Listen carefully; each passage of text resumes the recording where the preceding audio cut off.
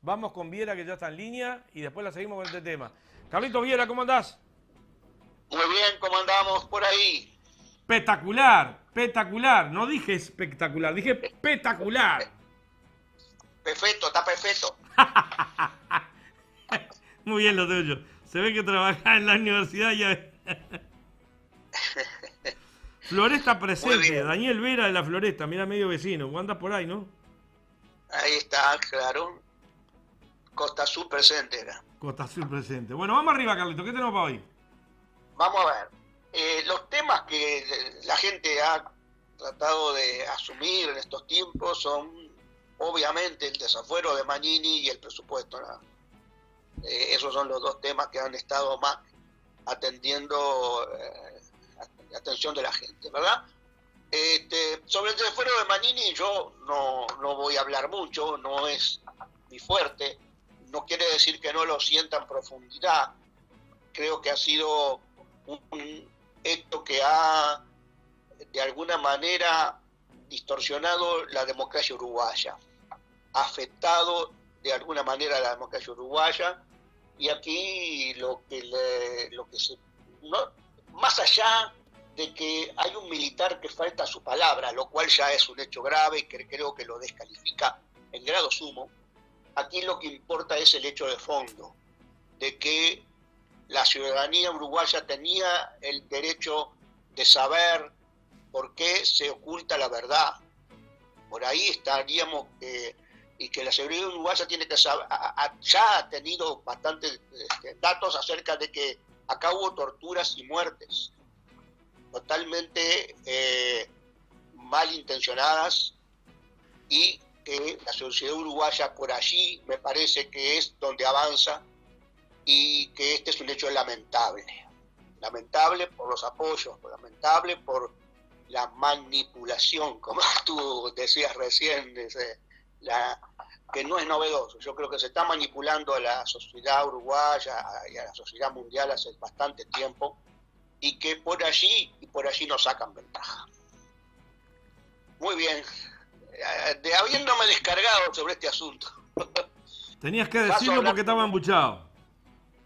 que, claro, hay algo que es más cercano a mi actividad como profesional, como militante de izquierda, que es el tema del presupuesto. ¿Qué es el presupuesto? Es un plan quinquenal, pero en el cual se expresan los recursos que se van a gastar por año y por programa. Quiere decir que es por cada concepto de gasto y por cada repartición, y comprende solamente los gastos del gobierno central. No están incluidos en esta instancia del presupuesto nacional los gastos de las empresas públicas, gastos e ingresos, ¿verdad? De las empresas públicas. Los entes autónomos por servicios descentralizados no están, tienen presupuesto por separado, y tampoco están los presupuestos de las intendencias municipales, aunque sí está en este caso el aporte del gobierno central a las intendencias municipales, como me he referido en anteriores oportunidades. Como todo presupuesto, contiene proyecciones de ingresos y egresos manejadas a partir de proyecciones de precios, salarios, crecimiento económico. Y contiene también cantidades, cantidad de empleo, cantidad de productos que se va, el crecimiento económico medido también no solamente monetariamente, sino en cantidades físicas, cantidad de gente, por eso los salarios, el famoso rubro cero, comprende la cantidad de trabajadores públicos por sus remuneraciones correspondientes. Así que en materia de todo eso se proyecta, por como dice la palabra, el presupuesto. No define el quinquenio, no hay que tampoco darle un dramatismo, por más que está la LUC ahora estableciendo que hay una regla fiscal sobre la cual no se puede ya ir más allá. ¿Cómo es había eso? A recibido. ver, explícame, que yo no lo manejo y la población creo que tampoco. Que a ver, ¿qué es eso de la regla fiscal? ¿Qué? Se puso en la LUC una cláusula, un artículo en el cual se establece que existe una regla fiscal. Quiere decir que hay un límite que no se puede afectar por más que las autoridades así lo deseen, lo quieran. Un límite al gasto. Eso viene de Chile, eso viene de lo que tienen hasta ahora los chilenos en su constitución, que es ese tipo de regla fiscal, que es un corsé, que es una forma de decir no se va a poder atender tales y cuales reivindicaciones porque resulta ser que estamos impedidos legalmente de hacerlo porque hay una regla fiscal que nos impide totalmente salirnos de determinados límites para que no haya el famoso déficit fiscal. Yo estoy seguro que la gente, yo estoy seguro que la gente eso no lo sabe, Carlito. Bueno, desgraciadamente esa idea chilena se planteó en el 2005 cuando asumió el gobierno del Frente.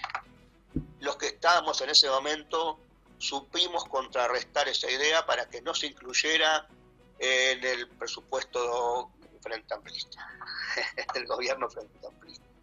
Ahora eso se incluye y es una forma de, pero es por decreto, es como decir, por decreto digo que no va a haber déficit fiscal, ¿verdad? Y es como decretar la felicidad pública, es lo mismo. Por la vía de los hechos después tenemos otros, aquí lo que hay es un elemento más para tratar de desbaratar o disuadir demandas sociales que signifiquen gasto. Es eso, un elemento más, un argumento más. El famoso no hay plata, yo me acuerdo, decía de Posadas cuando era ministro, ¿no? ¿Qué quieren? No hay plata, no se puede. Bueno, yo siempre decía, no hay plata si no se arbitran los recursos para que la haya. Pero de última manera es un tema impositivo, no era un tema de imposibilidad. Bueno, se transforma ahora en esto, en que la regla fiscal establece de que no se pueden hacer más gastos ni se pueden arbitrar más impuestos para satisfacer gastos extraordinarios, que no estén previstos en el presupuesto. Ahora bien,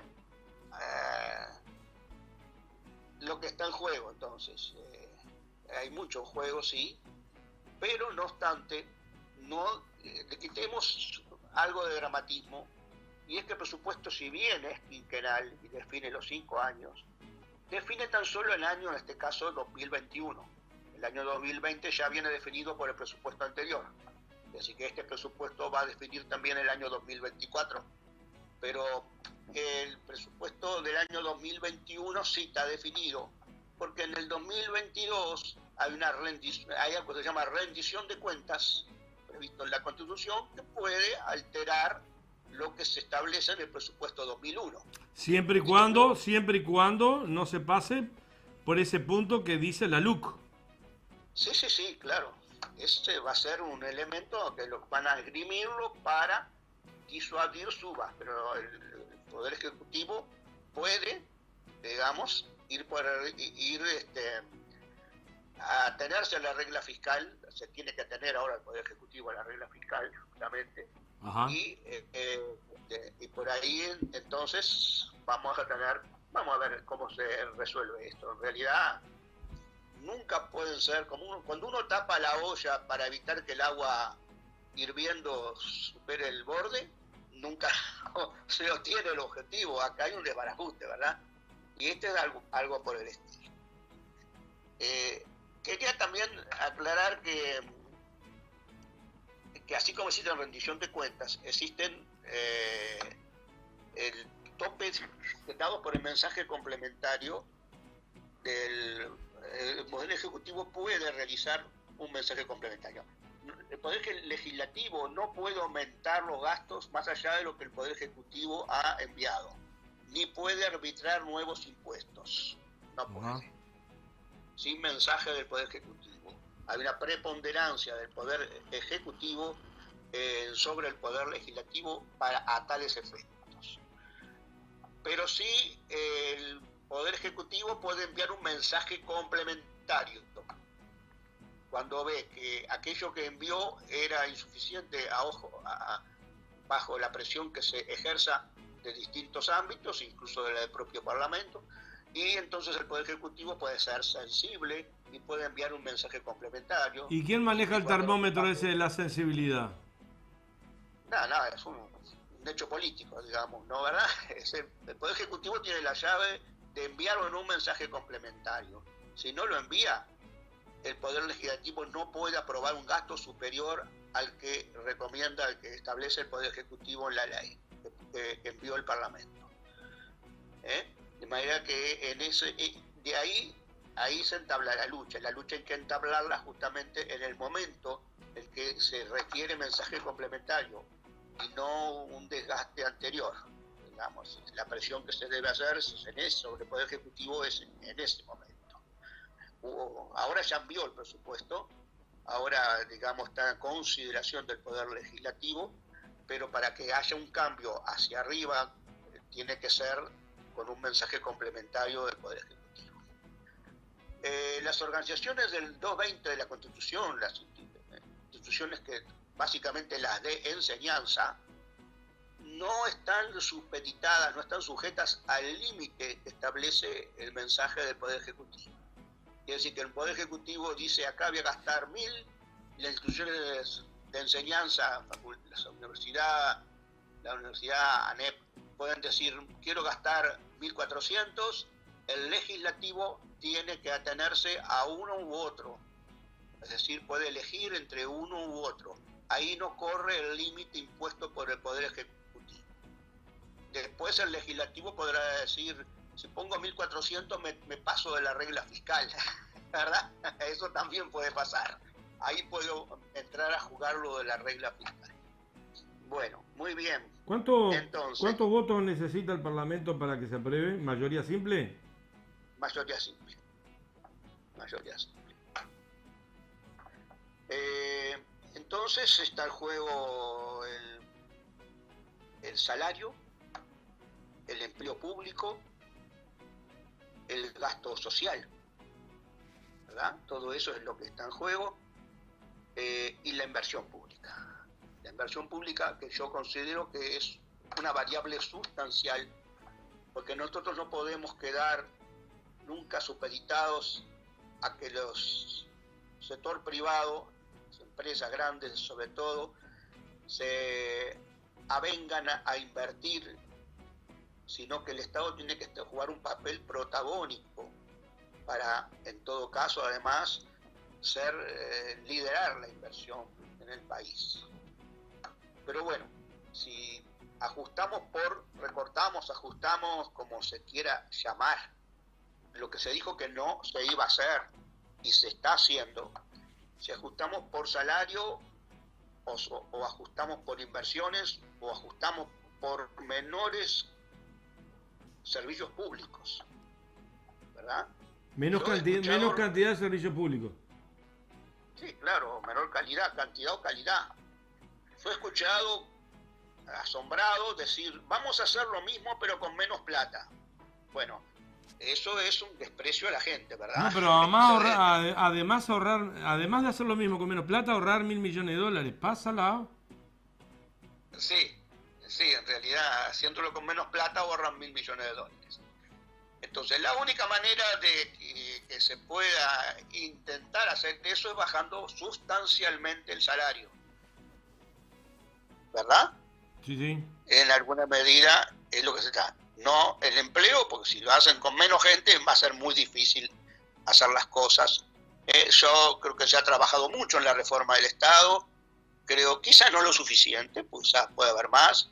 La informatización de los servicios públicos ha sido muy buena, muy avanzada desde que estuvo el frente en el gobierno, de manera que por ahí yo creo que no hay gastos superfluos de ninguna manera, que el número de funcionarios básicamente es el adecuado, y en algunos lugares ya hay sacrificado a funcionarios públicos que atienden con bastante esfuerzo personal cosas en las cuales antes eran atendidas por mucha más gente. De manera que por ahí yo no veo que puedan haber menores mermas en cuanto a que signifiquen ahorros, mermas de gente, cantidad de gente menos trabajando en el Estado que signifique un ahorro, no lo creo, no es algo que parezca razonable creer. De manera que lo que sí creo que el salario real es lo que va a ajustar, y que por ahí sí. Yo escuché el Pero otro día, el por ejemplo... viene por el lado del consumo interno después. Yo escuché algo cortito, una interrupción breve. Yo escuché algo el otro día que daba un ejemplo del policía que estaba ganando 1.100, 1.200 dólares, que ahora pasa a ganar 700 dólares o 1.000 poquito, y ahora gana unos 700 y poco de dólares porque sigue cobrando en pesos. Solamente ya con la devaluación ya le rebajaron el salario. Es claro. A ver, la inflación es el peor de los impuestos para la gente trabajadora. Es el peor de los impuestos. Y ese no mide a quién votaste, ¿eh? No, pero un momentito, porque los trabajadores son los que más pagan IVA, los que más pagan ese tipo de impuestos, ¿verdad? En relación a su ingreso. Pero si los precios de los productos básicos de la canasta suben, y esa es la inflación, bueno, el poder adquisitivo es como si fuese afectado por un impuesto mayúsculo, ¿verdad? Ya hay un impuesto del 10% anual, que es la inflación. Bueno, si se quiere bajar la inflación, habría que ver qué política antiinflacionaria vamos a practicar, y de eso me gustaría ocuparme al final de esta breve charla, pero alguna referencia voy a hacer.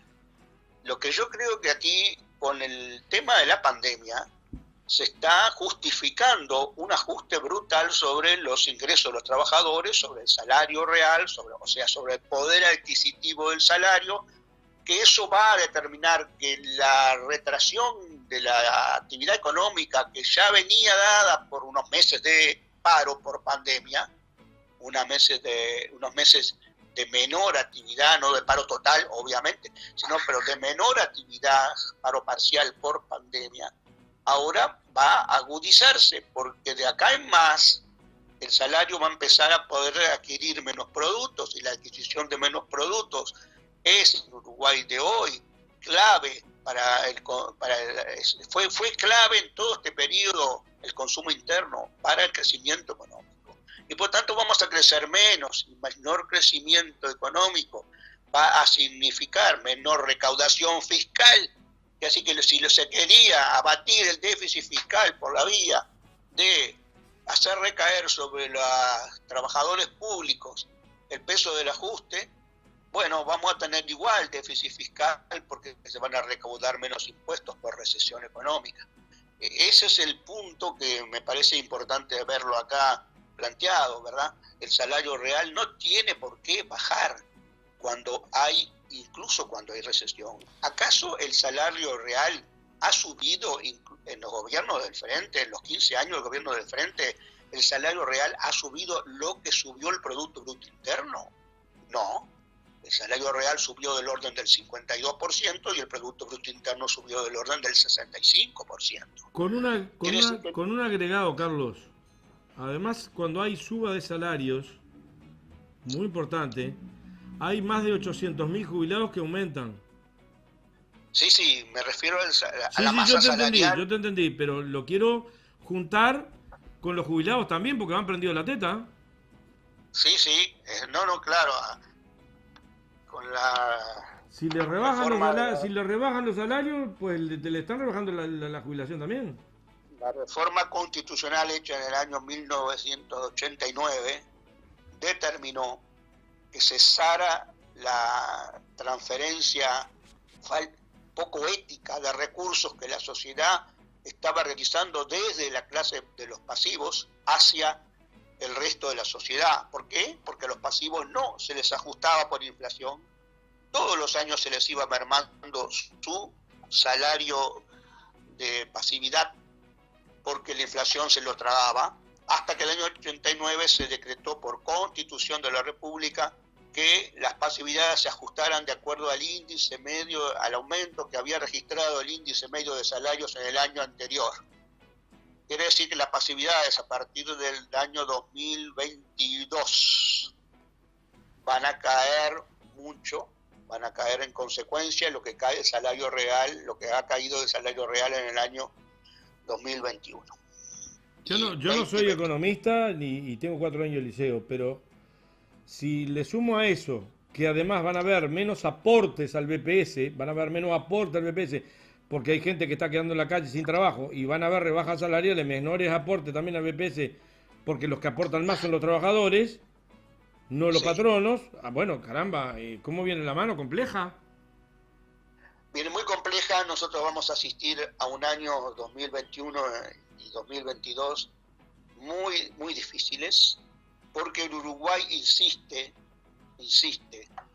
en una política ortodoxa neoliberal, yo diría, que ya la han dejado de aplicar incluso países con gobiernos de similar característica a raíz de la pandemia. Es decir, en esos países, conocemos en países europeos, el Estado está propiciando la expansión del consumo, o sea, que no se detenga el consumo, y para que no se detenga el consumo no puede, tiene que evitar que caiga el salario, no puede simplemente tapar el agujero fiscal que signifique menores gastos, tiene que evitar que caiga el salario para que no se produzcan menores gastos, porque los menores gastos significan bienestar de la gente, de eso estamos hablando. Ahora, si anteponemos un cuadrito con el resultado fiscal y lo ponemos en la pared, la gente no come el cuadrito que ve en la pared, la gente come lo que puede y se viste y tiene actividad social, de manera que no es posible pensar así. El gobierno uruguayo sigue insistiendo en que va a ser eso, va a ser el ajuste del ajuste. Ya iba a ser un ajuste, ahora va a ser el ajuste justificado por la pandemia.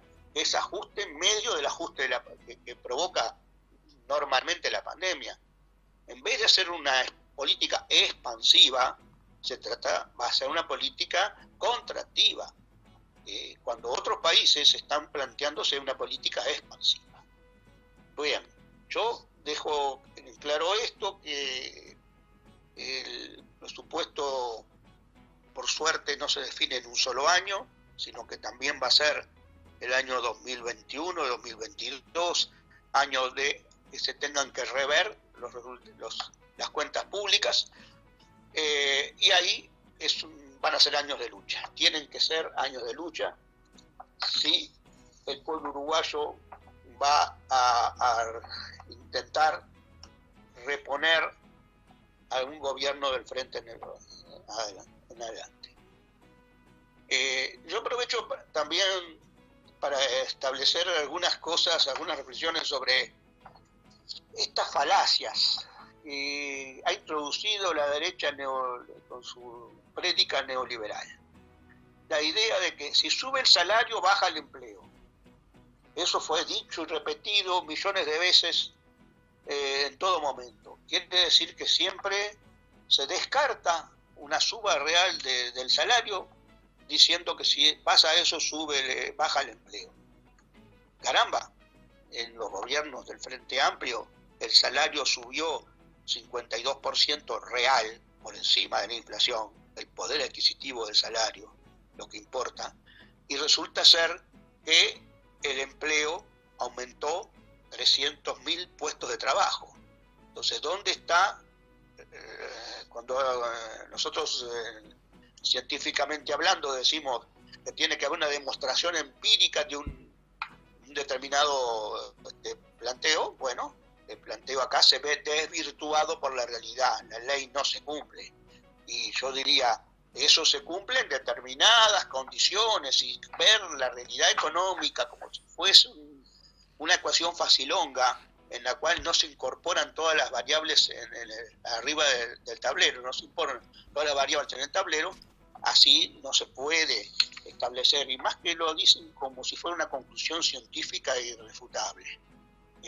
Hay en algunas circunstancias, por ejemplo ahora en la pandemia, lo que se está diciendo por parte del propio PIT-CNT es que no hay condiciones para una suba del salario en estos momentos, pero sí hay condiciones para mantener el salario, que no es suba ni rebaja, hay condiciones para mantener el salario en este momento.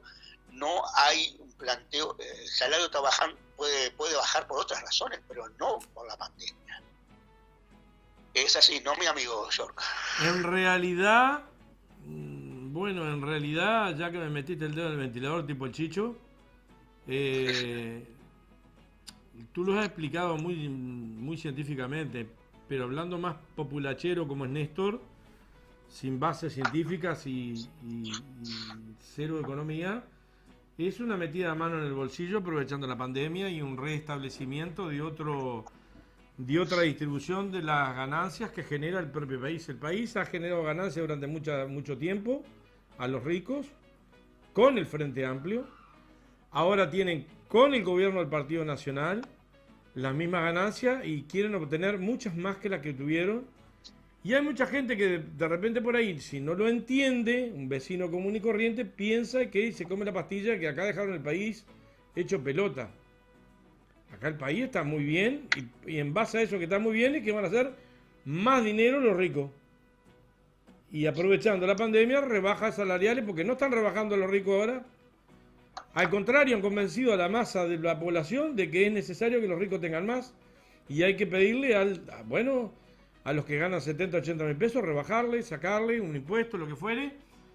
Ser solidario frente a esto, pero por el otro lado te meten la LUC, te meten las rebajas salariales. Salado. Es así, tal cual. Te lo pongo en un ejemplo numérico y medio sencillo, ¿verdad?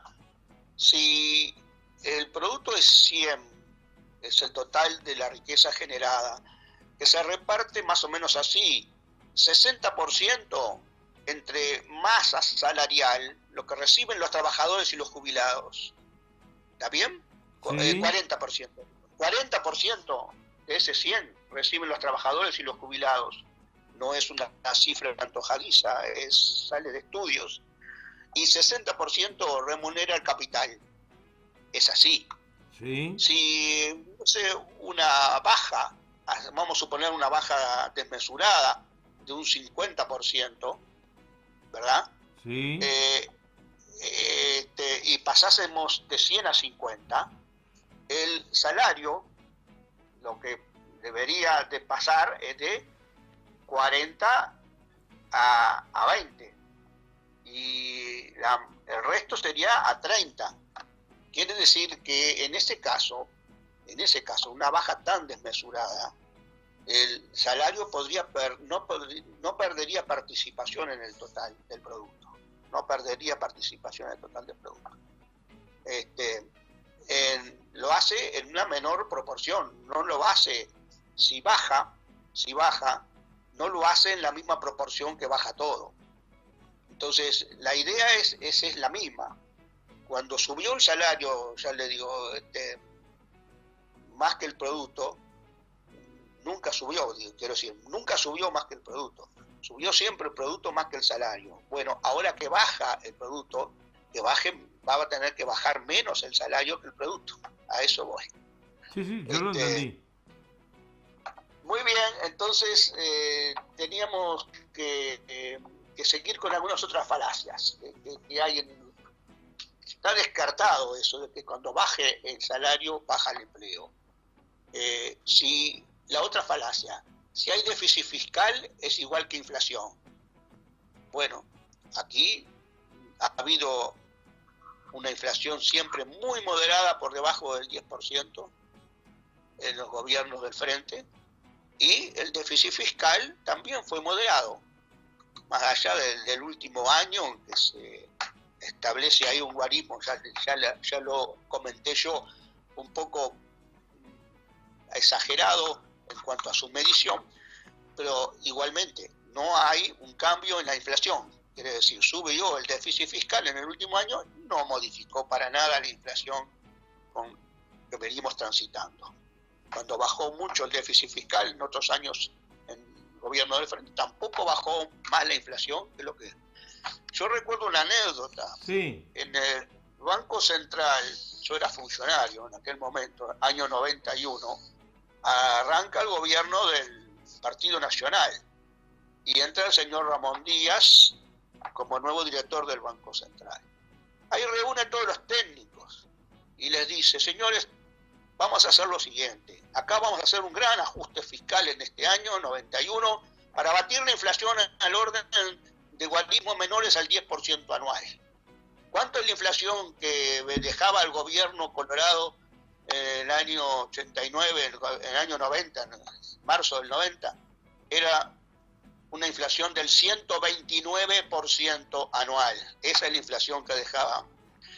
Hace el ajuste el gobierno, del flamante gobierno del Partido Nacional, en aquel momento, hace un ajuste fiscal que empieza a ser muy resistido por toda la gente, abate ingresos, abate gasto público, y ¿saben a cuánto terminó la inflación? 89%.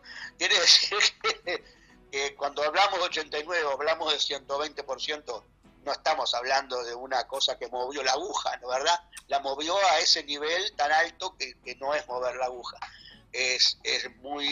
Estamos hablando de una... el objetivo era inflación del menos del 10%, ¿por qué? Porque se tenía el concepto tan primitivo que si hacíamos bien el ajuste fiscal, inmediatamente, por rigurosamente, científicamente hablando, la inflación bajaba. Cuando la inflación es un fenómeno monetario y también del campo tiene sus raíces en la actividad real de la economía.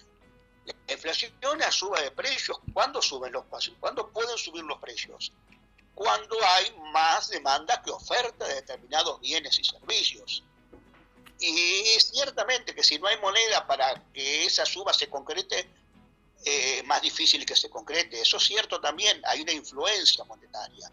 Pero la inflación no es solo un fenómeno monetario, es un fenómeno monetario y es un fenómeno de la economía real. Entonces, los monetaristas tratan de explicarlo todo por la variación de la cantidad de moneda en circulación. Decir que van a hacer un ajuste del gasto para que gastar menos signifique lanzar menos dinero a la plaza, ¿verdad? Esa es la idea.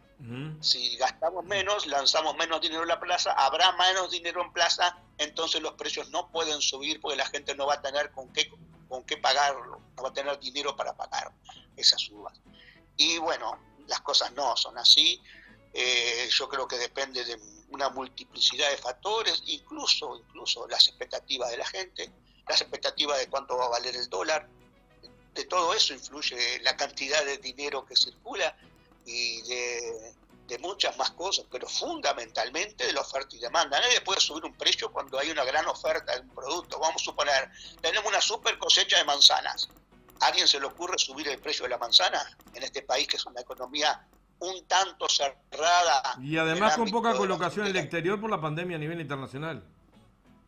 Exacto, y además en este país hay poca colocación de fruta y verdura en el exterior. Es una asignatura pendiente que deberíamos de trabajar por ese lado, incluso para equilibrar los precios de la canasta básica, porque si uno tiene un problema que se visualiza que las frutas y las verduras oscilan mucho en sus precios y afectan la canasta básica, cuando ustedes todos sabemos que cuando algo sube, después es más difícil que baje, sí. ¿verdad? Eso es así. Entonces, evitar las oscilaciones en los precios es mucho mejor. Y además hay que también garantizarle cierta estabilidad de precios al productor de frutas, verduras y otros productos de economía familiar, porque así puede saber prever sus ganancias y si va a valerle la pena o no realizar determinada actividad. Y que a nadie le gusta tener ingresos menores por efectos de circunstancias que no dependen de uno, ¿verdad? Entonces todo eso es lo que creo que habría que tener en cuenta en una política inflacionaria, además de regirnos por algunas ideas un poco menos liberales en la formación de los precios de otros productos, sobre todo los productos de exportación. Al estar la economía uruguaya muy dolarizada, viene de antes, viene de las últimas décadas del siglo pasado, muy dolarizada, quiere decir que todos los precios se traducen de alguna manera. Usted compra casa, compra auto, compra muchas cosas y los traduce siempre a dólares. ¿verdad? Incluso cuando hablamos del salario, cuánto ganamos, a veces decimos en dólares. Bueno, una economía muy dolarizada como esta, en la cual circulan sin lugar a dudas las dos monedas, sin restricciones, uno acá puede comprar y vender dólares todo lo que quiera, incluso los puede llevar al exterior. En otros países no ocurre tal cosa, a veces perdemos esa referencia, porque hace muchos años que estamos en esto. En una economía muy dolarizada, donde hay libre circulación del dólar, el precio, por ejemplo, de la carne vacuna y del arroz, para poner dos productos bastante sensibles en la canasta básica, varían según cómo ande los precios de exportación, ¿verdad? Si exportamos a 100 y resulta que tenemos un buen negocio con los chinos que nos compran a 120, resulta que el precio de la carne en el mercado interno sube también 20%, porque el exportador de carne dice, si no me lo compras vos en el mercado interno a 120, yo se lo vendo a los chinos a 120. Entonces, además, en el caso de la carne, ellos tienen una venta, somos muy comedores de carne, tienen una venta segura acá. Bueno, los chinos u otros, ¿verdad? Uruguay tiene asegurada el 100% de la venta de esos productos. Del arroz, también lo mismo. Entonces yo diría, si tan solo el 20% de la producción de carne se consume internamente y el 80% se exporta, si tan solo el 5% de la producción de arroz se consume internamente y el 95% se exporta, ¿qué costaría poco realmente que se haga una pequeña diferencia favorable al precio de exportación, al precio para el mercado interno, en aras del precio de exportación?